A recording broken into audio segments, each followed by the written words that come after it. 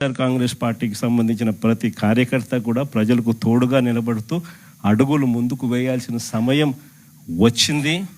అడుగులు ముందుకు వేయమని చెప్పి మనందరినీ కూడా గట్టిగా కోరుతా ఉన్నాం. చూస్తా 2 ఏళ్ళు అయిపోయింది. 3వ బడ్జెట్ ప్రవేశపెట్టాడు. ఇక బడ్జెట్ ప్రవేశపెట్టాల్సినవి కూడా ఇక 2 బడ్జెట్లు. ఉద్యోగస్తుల దగ్గర నుంచి, మహిళల దగ్గర నుంచి, రైతన్నల దగ్గర నుంచి, పిల్లల దగ్గర నుంచి, యువకుల దగ్గర నుంచి ప్రతి ఒక్కరూ కూడా చంద్రబాబు నాయుడు గారిని తిట్టకుండా తిడతా ఉన్నారు. ఇక 2 ఏళ్ళకి చూస్తా ఇంకా మరో 2 ఏళ్ళు అయిపోతుంది. ఆ తర్వాత ఎలక్షన్ ఇయర్, మధ్యలో 1.5 సంవత్సరం నా పాదయాత్ర కూడా ఎలాగో సాగుతుంది. కాబట్టి వీళ్ళు చేసే రెడ్ బుక్ రాజ్యాంగమైనా, వీళ్ళు చేసే అరాచకాలైనా, వీళ్ళు చేసే హెరాస్మెంట్ అయినా కూడా ఇవన్నీ కూడా ఇక కొద్ది రోజులే అన్నది ప్రతి ఒక్కరం కూడా గుర్తుపెట్టుకోండి.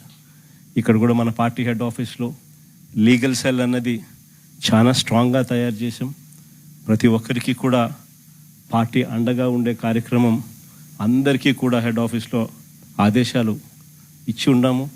ప్రతి ఒక్కరికి ఎక్కడ ఎవరికి ఏ ఇబ్బంది వచ్చినా కూడా సొంత కుటుంబ సభ్యులకి ఇబ్బంది వచ్చినట్టుగానే పట్టించుకుని వాళ్ళకు తోడుగా నిలబడే కార్యక్రమం పార్టీ అన్ని దశల్లోనూ చేస్తుంది. ఇక్కడ హెడ్ ఆఫీస్ నుంచి మనోరన్న, ఈ లీగల్ సెల్ వీళ్ళంతా కూడా అందుబాటులో ఉన్నారు. మరి శివ కూడా రేపొద్దున నేను చెప్తా ఉన్నా, పిల్లోడు, యువకుడు, ఉత్సాహవంతుడు, అన్ని రకాలుగా తోడుగా ఉండే కార్యక్రమాలు చేస్తూ ఉన్నాడు. పార్టీకి తను గట్టిగా నిలబడతా ఉన్నాడు. తనను కూడా రాబోయే రోజుల్లో దేవుడు ఆశీర్వదిస్తే ఇంకా పై స్థానంలో కూడా తీసుకుంటారు. అందరూ కూడా తోడుగా ఉంటారు. జిల్లాలో శివ దగ్గర నుంచి నియోజకవర్గంలో రవి వరకు కూడా ప్రతి ఒక్కరూ కూడా మీకు అండగా ఉండే కార్యక్రమాలు ఉంటాం. ప్రతి ఒక్కరూ కూడా సవ్యసాచుల మాదిరి, కథన రంగంలో సవ్యసాచుల మాదిరి గట్టిగా పోరాడండి.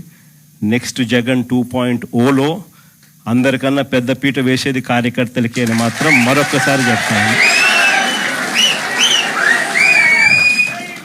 జగన్ 2.0లో మీ ద్వారానే ప్రతి మంచి కూడా ప్రజలకు జరిగిస్తాను.